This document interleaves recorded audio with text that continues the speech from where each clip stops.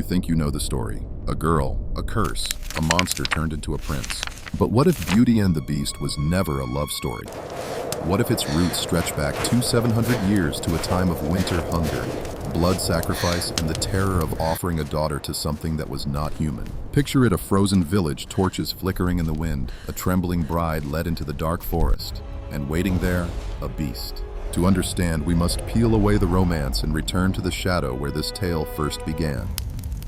In its earliest forms, the tale did not speak of love, but of fear, a young woman promised to a creature no one dared defy. Imagine the scene: a father broken by debt hunger, gnawing at his family, standing before a shadow that demanded what he cherished most. Not gold, not land, but blood. His daughter.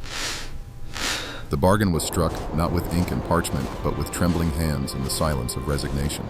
Again and again across centuries, the same motif repeats. The beast demands, the family resists, and still inevitably the offering is made. In some versions of the tale, the girl is led into the forest where her footsteps vanish in the snow. She does not walk willingly. She is pushed by the cold wind, by her family's need, by the unspoken terror that refusal would mean destruction for them all. She carries no glass slipper, no rose, no sign of romance, only dread. The journey is always the same. A threshold crossed, a boundary between the world of humans and the lair of something else. In Greek whispers, it was the cave of a god who cloaked himself as a beast. In the folk songs of Eastern Europe, it was the den of a wolf king who devoured brides in the night. And in the shadowed woods of France, where the story later softened, it was a hidden castle where torches never burned low. Each retelling builds the same dread. The girl steps deeper into the lair. Her heart races like a bird in a cage. She waits for the moment when she will see him, the beast. And in those ancient tellings, the encounter offers no relief. In some, the beast never speaks. He simply takes. In others, his voice is thunder, promising protection in exchange for submission. But never does he change. Never does the curse break. In these versions, there is no enchanted rose, no spell to undo. The beast is not a man waiting to be freed, it is the thing itself, the monstrous husband, the unending union. The girl becomes his body and soul, swallowed by the other. Her family may survive, her village may be spared, but she herself is lost. It was only later, in the softened retellings of salons and courtly storytellers, that the tale bent toward The love. tale, my dear, The beast became pitiable. unfolds with a The gentle girl's compassion whisper. transformed him, and suddenly what was once a ritual of dread became a romance of redemption. But the sanitized version we know today hides the brutal origin of the myth. It buries the bones of the story under velvet gowns and candlelight. It tells us of love, where there was once fear of choice, where there was once sacrifice, yet the shadow lingers. If you listen closely beneath the sweetness of the modern tale, you can still hear the echo. Ancient The myths beast demands, whisper through these the family peaks, resists, drifting and like still the smoke offering across is made. the timeless stone. The story of a maiden bound to a monster was never confined to a single land. It drifts across cultures like smoke, shifting its shape, but never losing its shadow. Wherever people told stories, they whispered of women given to creatures, of brides led into darkness, of unions forged between human and inhuman. In Greece, the myth took the form of Psyche. She was wed to a god she could not see, carried to a palace she could not leave. Each night she felt his presence, tender yet terrifying. He forbade her to look upon him. The rule was simple: trust, and all would be well. Break it, and ruin would follow. For 3 nights she resisted the temptation, but on the third, curiosity overwhelmed her. She lit a lamp and saw her husband's face, Cupid, divine and beautiful, and in that moment she lost him. In Scandinavia, the tale hardened into something more primal.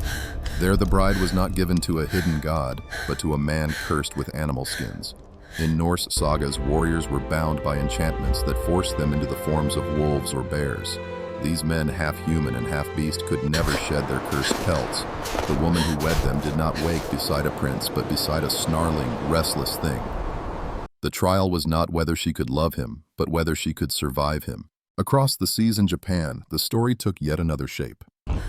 Folk tales speak of yokai grooms, fox spirits, serpent men, monstrous suitors who came to claim human brides.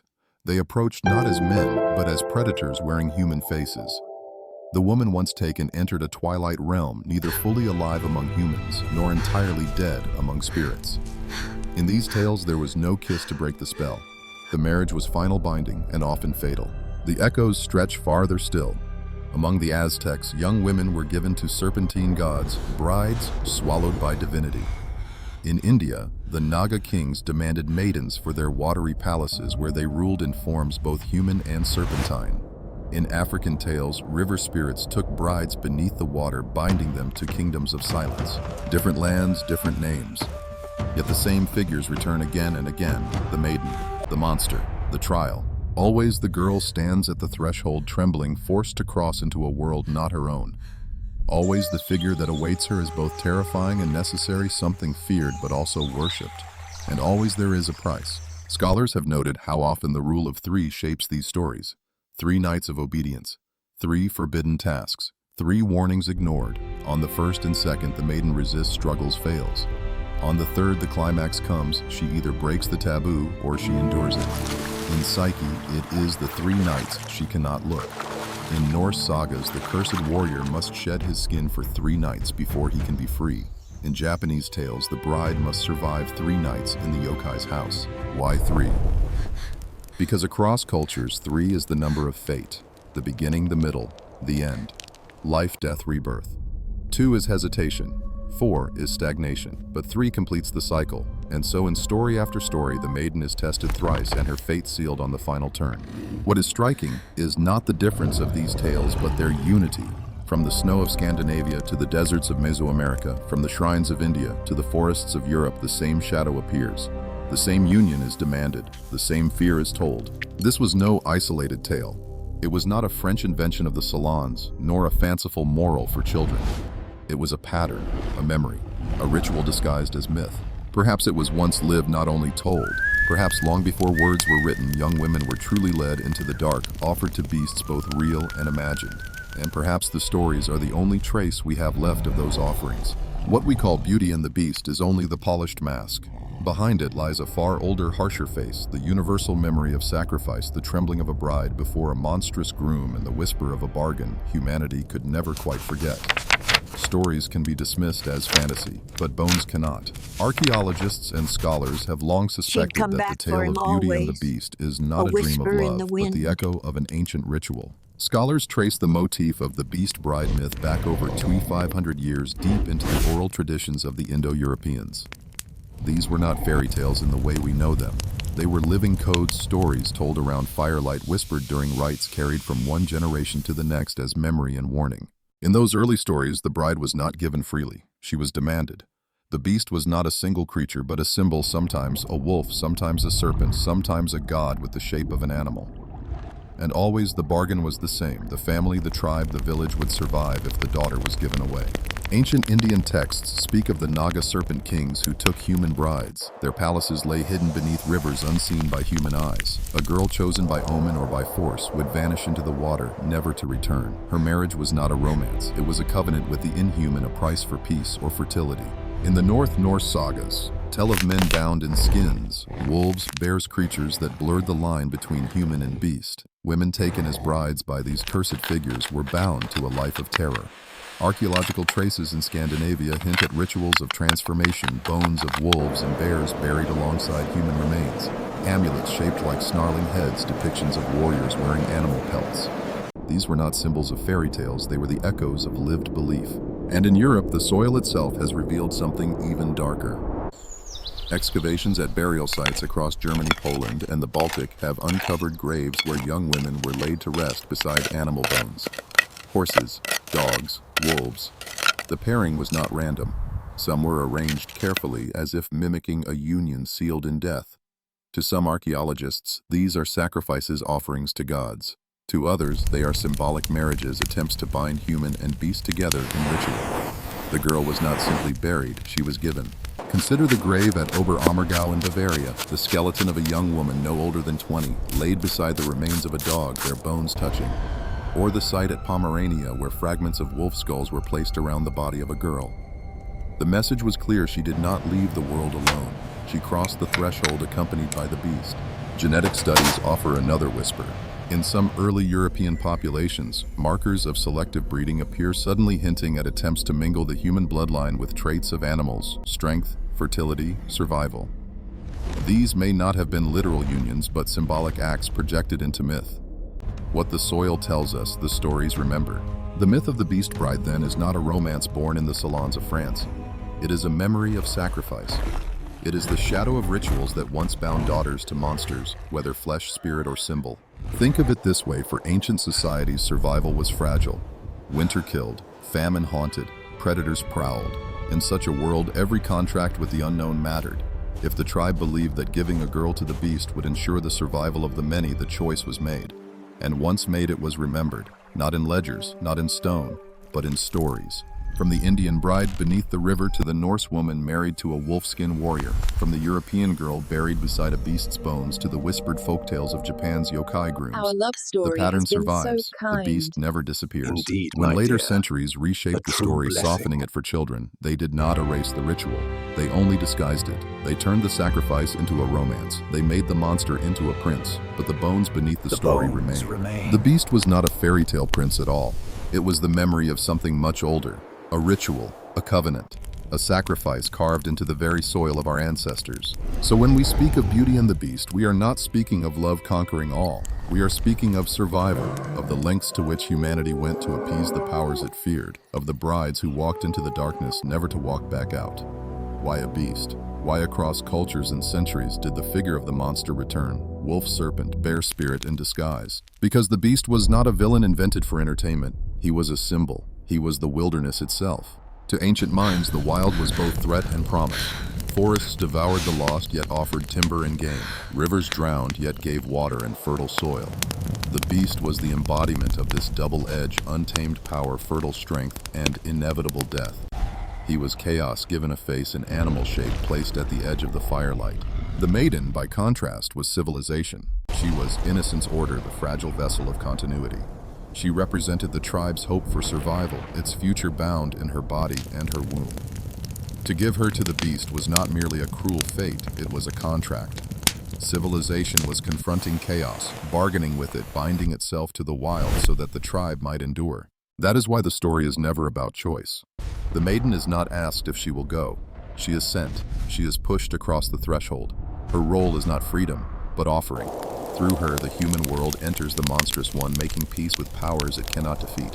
The romance we know today is only a mask. The soft gowns, the talking furniture, the enchanted roses, these are curtains draped over an older stage. The true play is darker. At its core, the story whispers of survival. It tells of binding with the monstrous, because only by binding could the tribe endure the storms of winter, the claws of famine, the jaws of wolves circling the firelight. And listen closely to the beast's breath. In many versions of the tale, he is described not by his face, but by his breathing. Heavy, icy, a wind that chills. This is not an accident. His breath was a symbol, one older than the tale itself.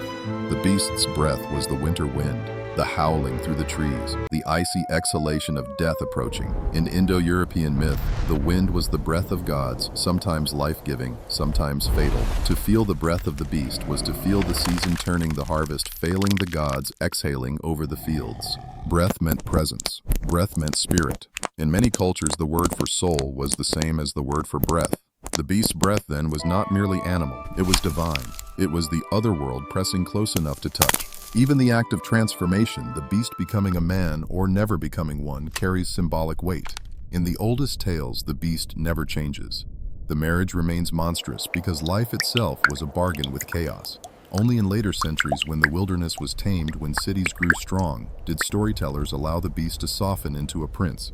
Civilization no longer feared being consumed. It imagined itself powerful enough to transform the wild. But beneath the polished version, the bones remain. The beast is still chaos lurking. Beauty is still order trembling. The union is still survival fragile, necessary eternal. Symbols ripple outward. Consider the rose added in later versions. It is not simply a flower. It is fertility wrapped in thorns. Life and death entwined. In the ancient world, roses were laid on graves as well as wedding altars. The rose in Beauty and the Beast is no mere ornament. It is the echo of the sacrificial bargain blooming for a moment before it withers. Even the castle itself, the lair of the beast, speaks as symbol. It is the wilderness domesticated, a house where chaos dwells behind locked doors. To enter it is to step out of the human village and into the liminal zone where rules fracture and survival hangs by a thread. Symbols also speak through numbers. The 3 warnings, the 3 nights, the 3 trials. The rule of 3 was not only narrative, it was ritual.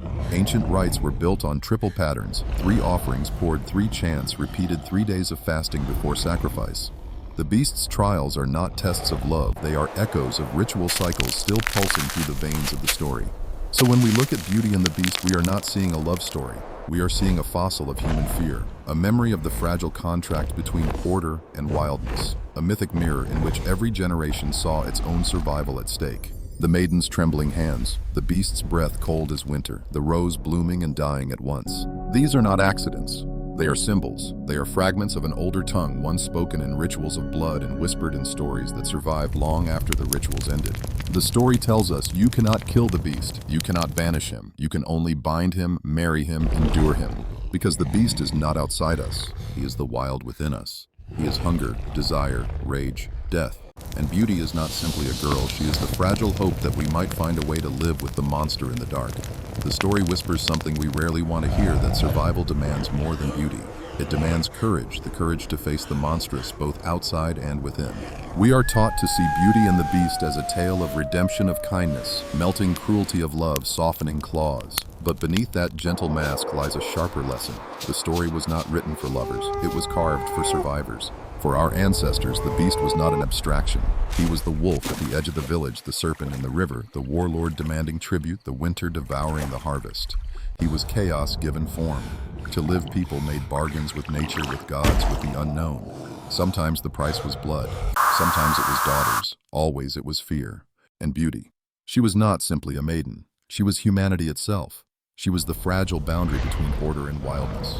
To send her to the beast was to admit a truth that we cannot conquer the monstrous. We can only endure it, bind ourselves to it, and hope to survive its embrace. This is why the story endures. It speaks to the contract we all live under. No matter how modern we believe ourselves to be, we are still bound by forces larger than us. We sign bargains with nature every season, plant, reap, pray. Please don't make me go! We bargain with death every breath we take. Civilization is only a thin veil stretched over chaos, and the story reminds us that one day the veil will be tested. Think of winter, think of famine, think of plague. When the snow fell early and the stores ran empty, the villagers saw death coming. It breathed on them cold and heavy, just as the beast's breath fills the chamber in old tales. In that exhale, they recognized the truth: survival was not guaranteed. Something had to be given, and the story became the ritual memory of that giving. In this light, Beauty and the Beast is not about romance at all. It is about contract, a fragile pact between humanity and the forces it cannot control. Break the pact and the beast devours. Keep it, and perhaps, just perhaps, life continues another season. But there is another layer. The beast is not only outside us, he is within us. He is hunger, rage, desire, the impulses we fear in ourselves. Every civilization has painted its monsters not just from the wild, but from the human heart. To face the beast is to face that darkness inside the part of us that destroys, that hungers without end, that consumes those we love. And so the tale whispers survival is not only about fighting the wolf at the door, it is about recognizing the wolf in our own blood. The question is not whether the beast exists, it is how we live with him. Perhaps that is why later centuries softened the tale. Perhaps people no longer wanted to remember the contract. Perhaps they wanted to believe that the beast could be changed, that the monstrous could be tamed by love. It was easier, safer to imagine redemption than to admit the truth that the beast never truly disappears. Yet the older versions remind us, there is no kiss that ends the curse, no transformation into a prince, only the unending union, the contract that cannot be broken. And so we return to the philosophy buried in the story. We cannot escape chaos. We cannot destroy the beast, but we can face him. We can endure. We can carry the memory forward, not as romance, but as survival.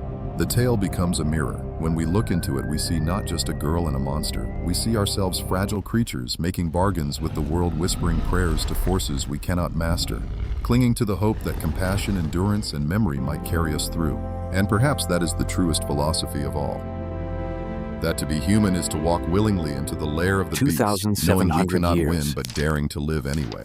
If Beauty and the Beast hides a ritual 700 years old, what other fairy tales conceal similar shadows? We are used to thinking of these stories as harmless tales told at the bedside, distractions for restless children, gentle warnings wrapped in happy endings. But the deeper we dig, the more those endings crumble, and beneath the sweetness, the bones begin to show. Take the tale of the Frog Prince. We remember it as a story of transformation, of a princess's kiss breaking an ugly spell. But in its older form, there was no kiss. The princess did not fall in love. She hurled the creature against a wall in disgust, shattering him into his true shape. The union was not gentle, it was violent. It was not a romance but an act of domination. And some versions whisper that even then the frog was not a prince at all, but a reminder that the pact with the monstrous was never easily broken. Other tales echo the same darkness. Hansel and Gretel, remembered for breadcrumbs and candy houses, began as famine stories, children abandoned to die, strangers devouring the desperate. Little Red Riding Hood, now softened into a warning about strangers, was once about blood and hunger wolves, not only outside the door, but inside the family itself. Snow White began not with kindness but with jealousy, a mother who would sacrifice her daughter to preserve her own power. The pattern returns again and again. The maiden, the trial. The monster sometimes cloaked as a lover, sometimes as a devourer, sometimes as the very family meant to protect her. These are not coincidences. They are not accidents of storytelling. They are fragments of memory rituals disguised in myth, truths too dark to write in chronicles but too necessary to forget. So we must ask, how many more of our fairy tales carry this weight? How many of the stories we tell to children were first told in whispers around firelight, not to entertain, but to warn, to preserve, to remind? If Beauty and the Beast recalls the contract between humanity and chaos, what does the Frog Prince hide? What bargain lies behind the kiss? What pact? What sacrifice? What monstrous union have we buried beneath centuries of polished pages and glittering illustrations? Perhaps these stories are not about magic at all. Perhaps they are about us, about the bargains we made with the wild, the blood. We spilled the daughters, we gave away the fears, we wrapped in symbols so we could keep them close without being devoured by them. And if that is true, if fairy tales are fossils of ritual, then we must wonder what fossils remain untouched. What secrets lie waiting in the tales we still whisper at night? The beast was not banished. He was only given a mask. The frog was not kissed. He was endured. The witch, the wolf, the serpent, the spirit bridegroom, these are not gone. They have only shifted their forms, traded pelts for skin claws, for words, darkness for disguise. And if we dare to dig deeper, if we peel back the layers of stories we think we know, we may find that the monsters never left us. They simply learned to wear new faces.